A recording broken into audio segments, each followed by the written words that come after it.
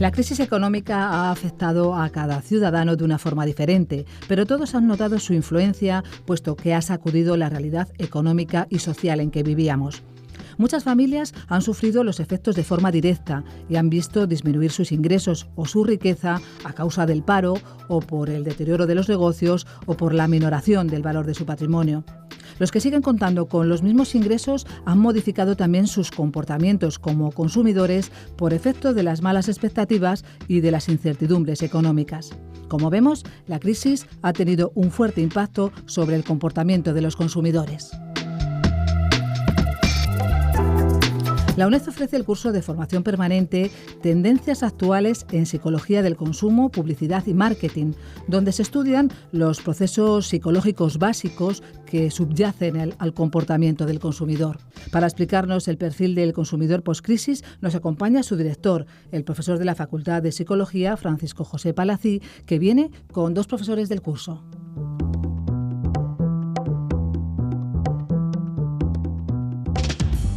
Está hoy con nosotros los profesores Javier Garcés. Javier Garcés es profesor e investigador del comportamiento de los consumidores y presidente de la Asociación Nacional de Estudios Psicológicos y Sociales. También está con nosotros Alejandro Salcedo, que es coordinador de consumo de la Junta de Comunidades de Castilla-La Mancha. Y vamos a hablar del consumidor post-crisis. Si queréis, empezamos por Javier. ¿Qué impacto está teniendo la crisis en los consumidores, sobre todo a nivel individual, a nivel de las familias, a nivel doméstico? Bueno, sin duda la crisis nos ha cambiado a todos. El consumidor actual no se parece en muchas cuestiones a lo que era el consumidor del año 2008. Primero porque la crisis ha sido tan prolongada y ha sido tan profunda que además de que es evidente que muchos consumidores ya no tienen la misma capacidad de gasto que tenían antes, pero lo más importante es que ha tenido un efecto traumático. Hemos aprendido cosas de la crisis, somos distintos y además, muy importante, a la vez que han ido pasando todos estos años de crisis, todo el comercio online, todo lo que es la presencia de Internet en el mundo de la publicidad, en el mundo del comercio, ha ido paralelamente para reforzar mucho los cambios. Esencialmente se puede decir que lo que sucede es que el consumidor actual, frente al consumidor del año 2008, que era un consumidor, digamos, optimista, alegre, en cierta forma despreocupado, ¿no? Parecía que las cosas iban bien y no tenía una sensación de que fueran a ir peor, mientras que el consumidor que ha visto pasar la crisis, que le ha afectado la crisis, es un consumidor que se ha vuelto más racional. Esencialmente eso, a efectos de comportamientos prácticos, significa que el consumidor precrisis era un consumidor mucho más emotivo, que se fijaba mucho más en elementos subjetivos como la fidelidad de la marca o el tipo de establecimiento, y la racionalidad en términos de consumo significa que actualmente se aprecia sobre todo el precio y la calidad, es decir, los elementos objetivos. La emocionalidad ya la hemos dejado un poco de lado. La emocionalidad, que significa a veces una cierta capacidad de ser manipulado. Es decir, el consumidor actual, todo lo está pasando. Es decir, que hay detrás del fenómeno del low cost, detrás del fenómeno de la barca blanca.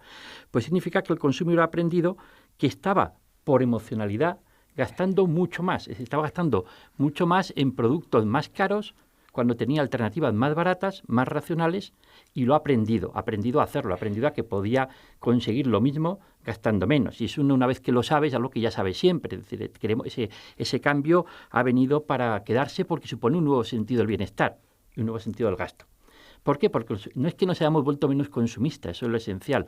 Podría haber pasado, podría haber hecho reflexionar mucho en comportamientos consumistas, y alguna persona lo ha hecho. Pero lo que ha conseguido con todos es que hayamos tenido que volver a contar el dinero, a preocuparnos por el gasto, a intentar consumir lo mismo, pero gastando menos. Y un consumidor que, por un lado, tiene una capacidad a través de Internet de comparar precios, de mirar, que a la vez sabe que, de alguna forma, tiene una ventaja competitiva en una situación de crisis porque se gasta menos.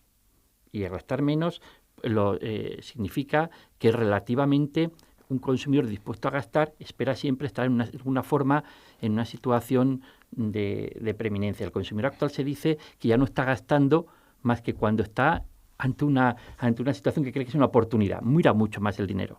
Por eso las marcas blancas, por eso el low cost, por eso por eso la propia situación de que estamos, lo que se comenta, en una situación de rebajas permanentes, porque solamente el consumidor compra cuando se le ofrece una sensación de oportunidad, ¿no? de que ha hecho un buen oportunidad. negocio en la compra, ¿no? Eso los consumidores, fíjate que los empresarios están pensando en eso, en que ya la etapa probablemente con Internet incluso, en el cual las mayores ofertas a veces se canalizan a través de Internet. O sea, los propios empresarios aceptan que el consumidor va a poder mirar en Internet las oportunidades y, por lo tanto, solamente cuando el consumidor se le va a ofrecer el mejor precio, la mejor calidad, va a tener éxito y si no, no. Muy interesante lo que está contándonos Javier. Y también está con nosotros, decíamos, Alejandro Salcedo.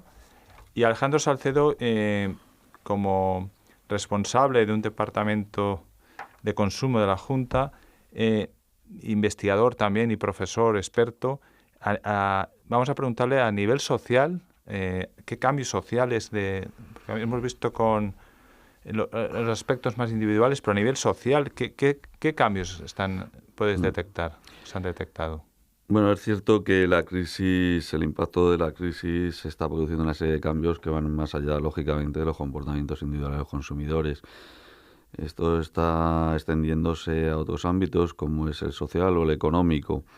Sin duda alguna, la suma de todos estos cambios nos llevaría a estar hablando de una transformación, una verdadera transformación del mundo del consumo, hasta el punto de que en algunos casos se viene denominando como un consumo en transición o una sociedad de consumo en transición o un nuevo consumidor en transición. Y esto también ha desencadenado la emergencia de una serie de modelos de consumo y de estilos de vida nuevos que en poco se parecen a lo que veníamos observando recientemente.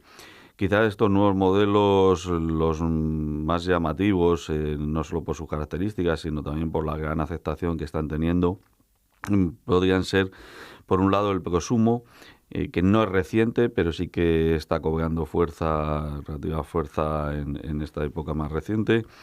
El prosumo, entendido como lo planteaba ya Alvin Toffler en La Tercera Ola, en su publicación La Tercera Ola, hace ya décadas, ha venido manifestándose en mayor o menor medida en una aproximación del rol de consumidor y el rol de productor, hasta el punto de que ya podemos aventurar que en un futuro cercano esta aproximación llegará a fundirse, de manera que estemos hablando de una misma persona que actúa doblemente en ese papel de productor y consumidor. En esa aproximación que hemos venido observando en los últimos años, incluso bastante antes de la crisis, que nacía con la aparición del régimen de autoservicio en algunas actividades empresariales, que se completaba también con la adquisición, por ejemplo, de muebles para montar en el domicilio o la práctica del bricolaje. Ahora ya se hace mucho más palpable, y sobre todo especialmente en lo que se refiere a la producción de alimentos. Los huertos colectivos, sin duda alguna, ha sido un avance importante en lo que se refiere a la actividad de un prosumidor responsable, incluso en el nivel ambiental. Y creo que la plasmación de todo esto ha llevado a un movimiento más contundente de do it yourself, que se habla en Estados Unidos ya hace un tiempo y ahora se refiere también en los movimientos Make It, y que sin duda van a tener un papel muy protagonista que abre nuevas oportunidades a través de la impresión en 3D y en breve en 4D. Y la otra emergencia en cuanto a modelos de consumo y estilos de vida, de manera breve, sin duda la economía colaborativa, con su manifestación en el ámbito del consumo como consumo colaborativo, que hace cambiar la óptica del ciudadano como consumidor para pasar de la posesión de los bienes al acceso a los bienes. No es tanto tenerlo como poder utilizarlo. El famoso ejemplo de la máquina taladradora, del coste que supone adquirirla para el uso que se le da al cabo de un año, indudablemente es un ejemplo muy ilustrativo de cómo compartir, de cómo hacer intercambio de los bienes y servicios con otros consumidores. No solo es mucho más rentable, sino que evita, desde el punto de vista medioambiental, una carga productiva y de residuos importante. En este sentido, Creo que el avance que se está produciendo en cuanto al trueque como alternativa al consumo, o bien la extensión de los mercados sociales acompañada de las nuevas monedas sociales, es un claro ejemplo de lo que viene en un futuro próximo desde el punto de vista de la economía alternativa, la economía colaborativa, y que ya se plasma en debates tan importantes como el que estamos viendo en cuanto a la movilidad, el transporte, el alquiler de vehículos y el impacto que tiene en los taxis habitualmente conocidos, pero también en otros sectores en los que ya está entrando, como es el sector del alojamiento, el sector hostelero, respecto a la disposición de intercambio, de alojamiento para vacaciones, etcétera, etcétera, que sin duda alguna han venido aquí para quedarse y que lo que habría que plantearse es establecer una regulación donde todo pueda acomodarse y tengan cabida unas y otras prácticas tradicionales y alternativas, siempre que cuando represente, como vemos, una solución para los consumidores después de la crisis. Muy interesante, Alejandro. Ahora una pregunta que yo creo que está en el aire de muchos consumidores e investigadores. Hemos detectado una pérdida de confianza, ¿no?, hacia instituciones, especialmente en algunos casos a bancos por todos conocidos, productos. ¿Qué nos podéis decir de esto? Sí, sin duda. Yo creo que más que una desconfianza institucional generalizada, es una desconfianza institucional selectiva. Selectiva hacia aquellas instituciones que han tenido algo que ver en la crisis económica, es decir, el sector financiero especialmente. Todos conocemos y nos viene a la memoria algunos incidentes que han afectado a un buen número de consumidores que han contratado productos financieros de riesgo con desconocimiento de qué es lo que estaban contratando y con unas consecuencias bastante desfavorables para sus ahorros.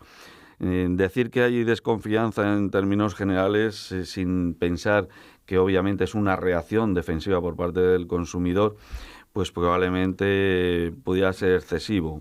Sí que es cierto que la situación de incertidumbre e inseguridad que deja el impacto de la crisis en los consumidores obliga a tener un consumo mucho más reflexivo, más meditado, menos espontáneo, que menos emocional, no siempre es menos emocional o menos impulsivo, pero sí un poco más realista, y eso obliga a que se adopte una actitud de autoprotección frente a los sectores empresariales, a los sectores productores y, como no, también a los sectores institucionales que velan por la protección de sus derechos. No obstante, yo creo que Javier podría añadir, desde el punto de vista individual, esta percepción de inseguridad o desconfianza y la actitud que conlleva. Lo que ha comentado Alejandro es totalmente cierto, porque claro, el consumidor tenía antes una especie de respeto casi reverencial a los consejos que venían de los bancos, a las instituciones económicas, confiaba en ellas y hasta creía que manejaban pues claves que no controlaba. Claro, la crisis ha demostrado que era mentira. Es decir, la crisis la despertado los ojos y ha dado cuenta que justamente las entidades económicas, las entidades financieras, han sido en cierta forma muy responsables. Eso le ha hecho que el consumidor actual a nivel individual sea un consumidor con mala aversión al riesgo, con más prudencia económica, porque se ha endeudado porque las entidades financieras le animaban a endeudarse. Y él creía que ese ánimo procedía de gente informada. Y ahora ha descubierto que venía de gente, en muchos casos, muy responsable, que al final han acabado necesitando ayuda estatal para seguir adelante. Pero además hay otra cuestión importante. El consumidor con todo esto ha recuperado o ha empezado a aprender lo que es tener conciencia de como clase, digamos, social, el consumidor, su papel, como agente económico. Pero claro, la crisis ha demostrado que ha habido agentes que han sufrido y agentes que han causado. Y el consumidor se ha encontrado con que en la crisis el consumidor como agente social la ha sufrido, y en cambio los otros agentes que intervenían y que las han causado, que eran las entidades financieras, no las han sufrido y han sido las que han recibido el apoyo a su costa. Entonces, el antagonismo consumidor como agente económico frente a entidades financieras como agente económico con otros intereses distintos que el consumidor ha quedado muy claro, ¿no? Y entonces eso significa, a nivel de movimiento de consumidores y de actitud crítica del consumidor, que se da cuenta que el consumidor tiene intereses distintos que los otros agentes económicos y que tiene que defenderlos, ¿no? Y yo creo que Alejandro estará de acuerdo conmigo, eso hace que el movimiento de consumidores actual sea distinto también.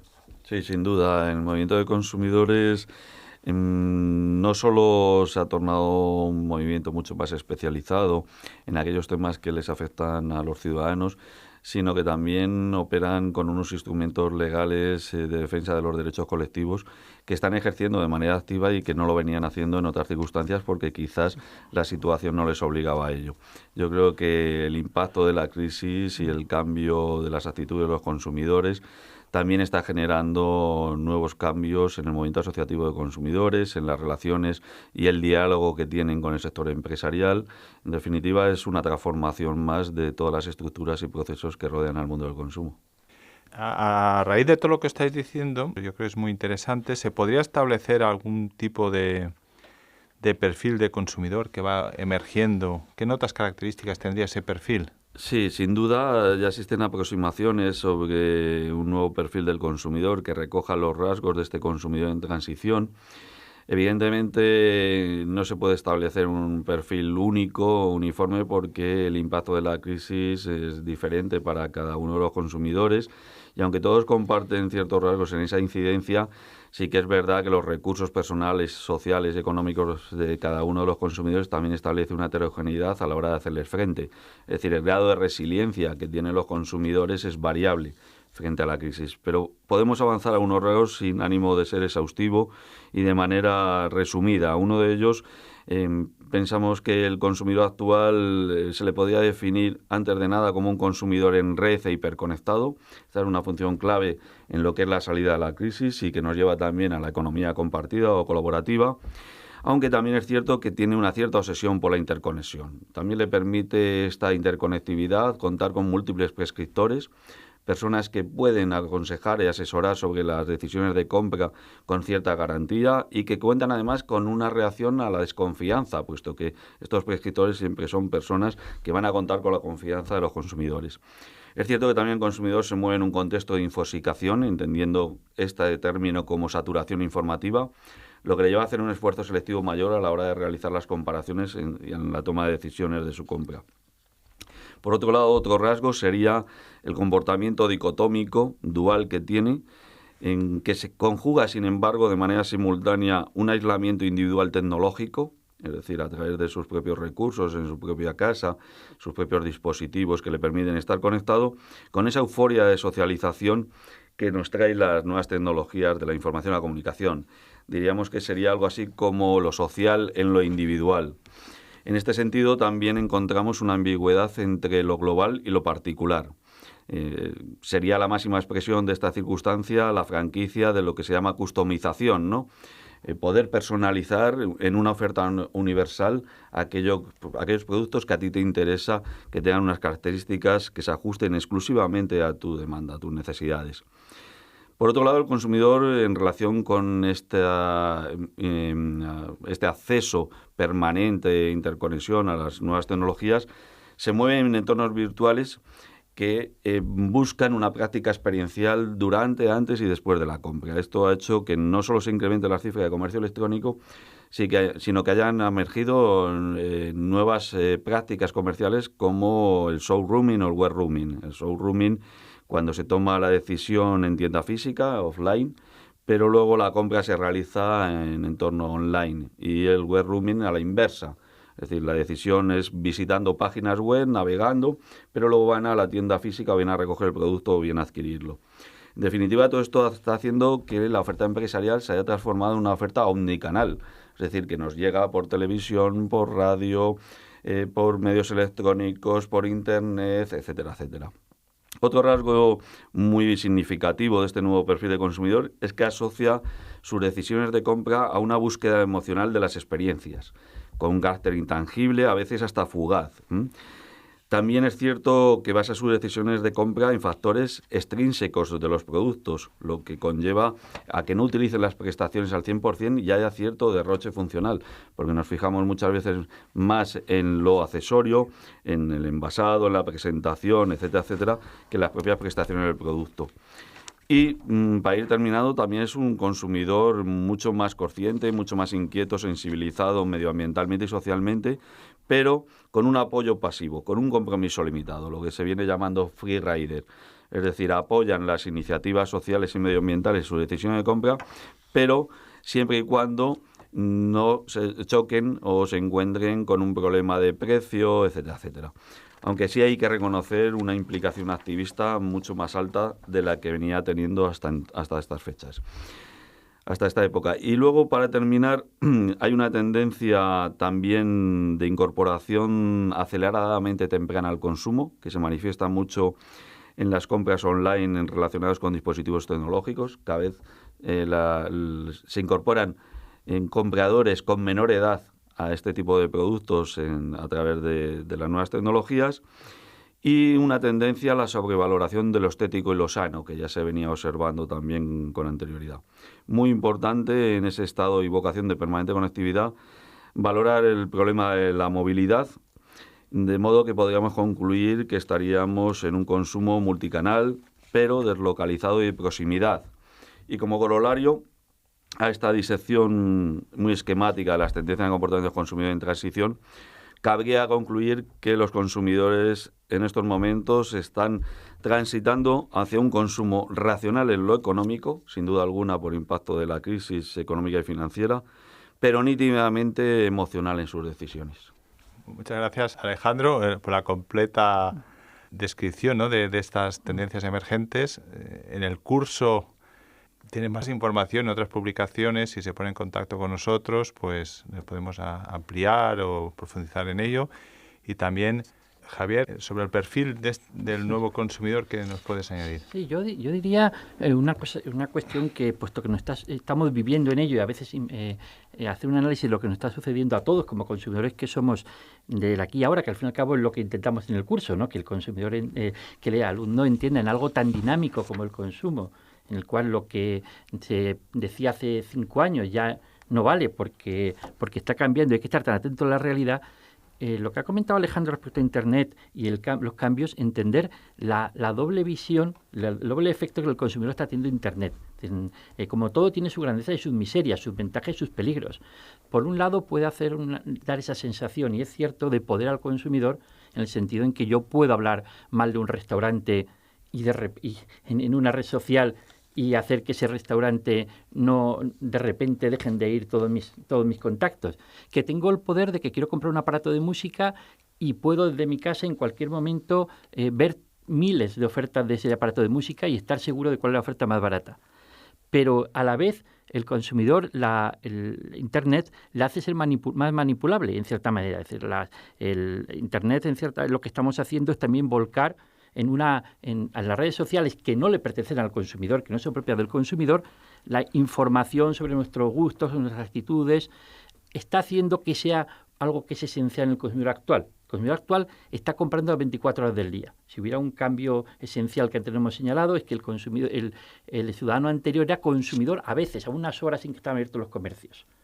Con Internet, con los comercios abiertos 24 horas, el consumo se convierte en algo que es permanente en nuestra vida. Podemos estar comprando a las 3 de la mañana desde nuestra casa. Y además estamos ofreciendo multitud de información en unas redes sociales que a la vez de las que no nos pertenecen y que de hecho pertenecen al empresariado. Es decir, actualmente, si algo vale para el empresario, es tener información para poder dirigir la publicidad y para poder dirigir todas sus estrategias de compra, como se decía, ya no disparando indiscriminadamente, sino disparando justamente a un consumidor del que ya conoce dónde compra, qué ha comprado el mes pasado, qué está comprando, cuáles son sus gustos, si tiene o no, si practica este deporte, si tiene o no tiene animales de compañía. Y esa información que le está dando, que le está ofreciendo el consumidor en las redes sociales, que pertenecen, obviamente, que se mantienen por la publicidad y por lo tanto pertenecen al empresario. La está ofreciendo, y esa información que está ofreciendo el consumidor actual vuelve contra él. Es decir, el consumidor actual será más crítico, sí. El consumidor del futuro tendrá más posibilidad de elegir a través de Internet, sí. Pero será un consumidor del que las empresas tendrán una información tan exhaustiva que tendrá una capacidad de manipulación, si se puede decir así, o de hacerle una publicidad específicamente individualizada como nunca jamás había existido en la historia del consumo. Acaba de tocar un tema que creo que es muy interesante, que es toda la información que las empresas, las instituciones pueden tener sobre los ciudadanos, sobre los consumidores, ¿no? En algunos aspectos lo podemos ver como algo muy interesante, ¿no? Si yo estoy interesado en la fotografía, a mí, y estoy en el Facebook, me gusta que me salgan información, por ejemplo, sobre cursos de fotografía o ofertas de aparatos fotográficos, y que no me salgan información de corridas de toros que a mí no me interesan, por ejemplo.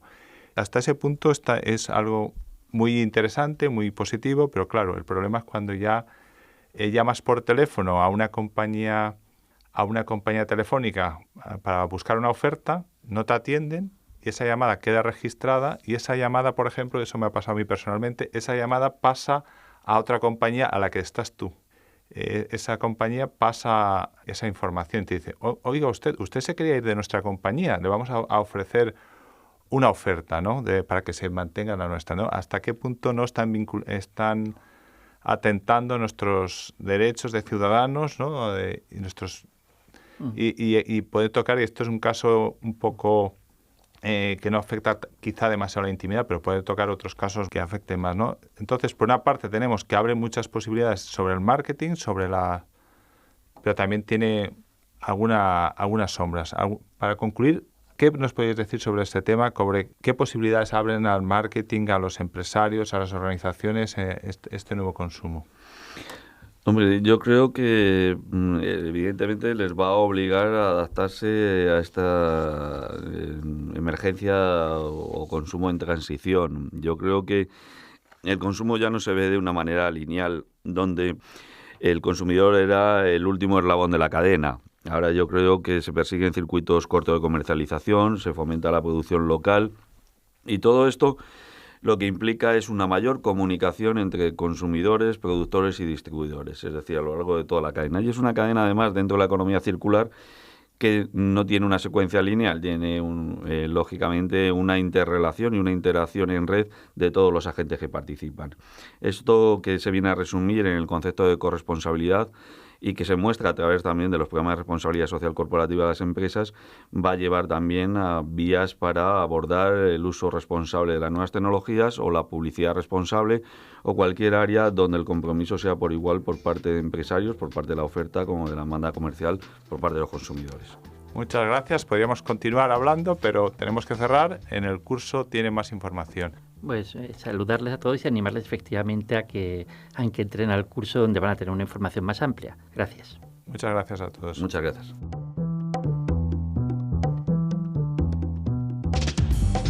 Como hemos escuchado, la crisis ha tenido un fuerte impacto sobre el comportamiento de los consumidores y estamos asistiendo al nacimiento de un nuevo perfil de consumidor y a nuevas formas de relación entre los distintos agentes que participan en el consumo.